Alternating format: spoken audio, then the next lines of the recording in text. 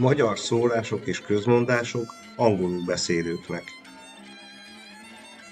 Hungarian sayings and proverbs for English speakers. Together. Kapa, választja el őket egymástól. If you want to translate this word by word, you won't actually get the meaning because it's not actually literal. But let's have a look at what the individual words actually do mean. Ásó is a spade, whereas kapa is a hoe.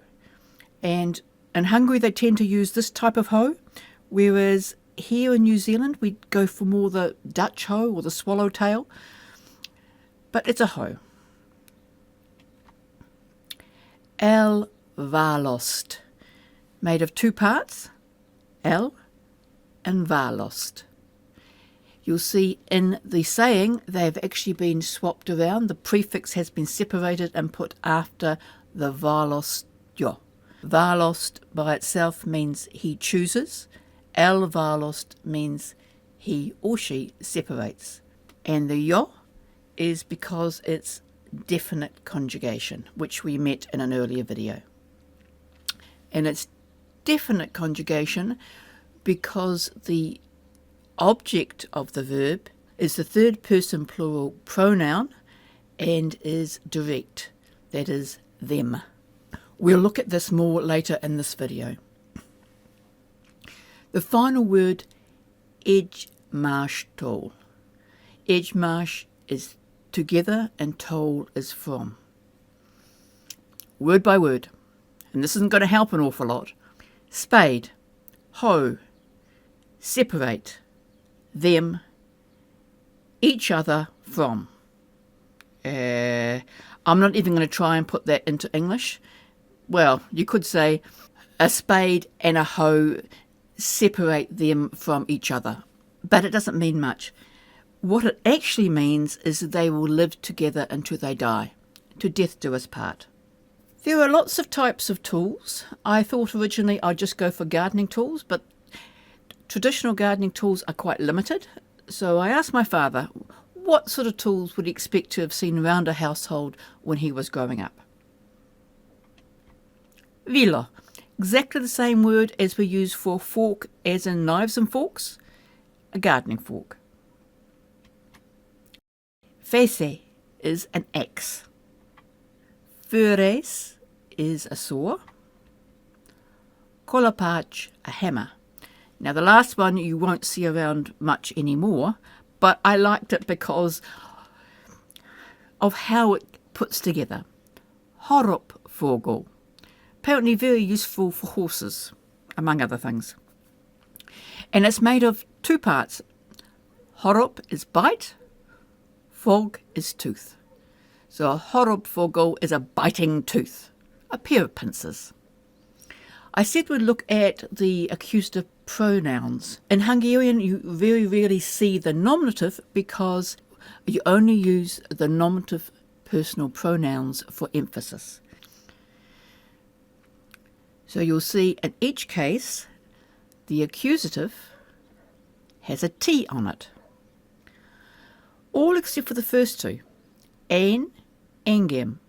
But it used to be engemet, and you'll still meet some older people who use engemet, and you'll also get engemet in poetry. If you use it in a class these days, you're likely to get a few frowns from the teachers. Same with te, teged, but it used to be tegedet. It. Notice that there's no way in Hungarian to distinguish between he or she, same word. For we and you plural, there are two possibilities. The shorter one is used every day, but you'll see the longer version in more literary works. And people do actually use it from time to time. Although it doesn't distinguish between he or she, it does distinguish between you, whether it's singular or plural, and it also distinguishes whether or not it is formal or informal. The most common formal version is ön. There's also moga, but let's not confuse you any more than you need to.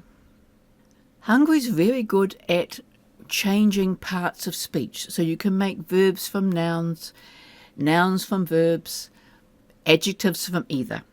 The most common way to make a verb from a noun is to add an L or an OL or an EL.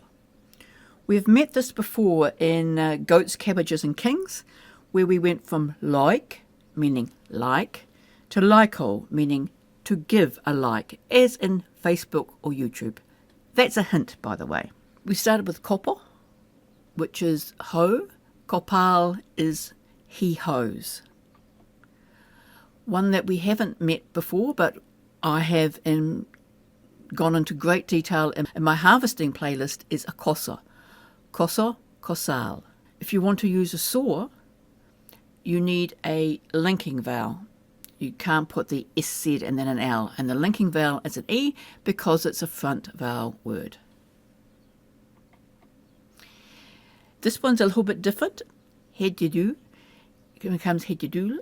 The last vowel is actually shortened and just the L added. There is another way of turning a noun into a verb, which is a little bit older. Some older words, and for musical instruments, you add a zik on it. So effectively you turn it into a IK verb. So a piano, zongoro, he plays the piano, zongorazi. What about going the other way around? There's lots of ways to change a verb in a noun in Hungarian by adding a suffix.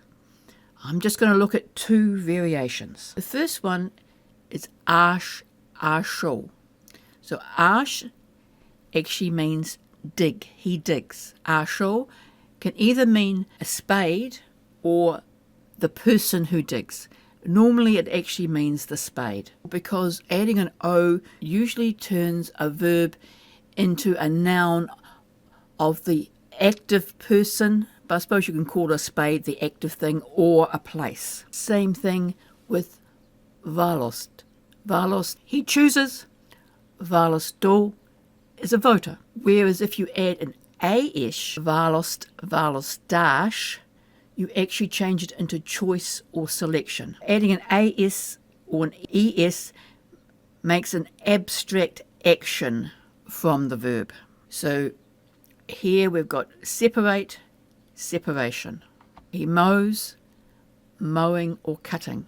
My father uses kosalás as the person who mows. That's possibly a dialect change, because normally you would actually add the O. So kosalo is either the mower, that is the doer, or the place where it happens, the hayfield, the wheat field. Looking at a front vowel word, seeing most of those were back. Ut, he hits. Utesh, a blow. So here you see the linking vowel is the long E. You can also make the doer. Utu turns into a hitter, as in the person who hits, or a club, the thing that hits, the bat or the club. Ásó, kapa választja el őket egymástól. They will stay together forever. A bit like me in Hungarian. If you found this video helpful, help other people find it by adding a like all, or a comment, or both.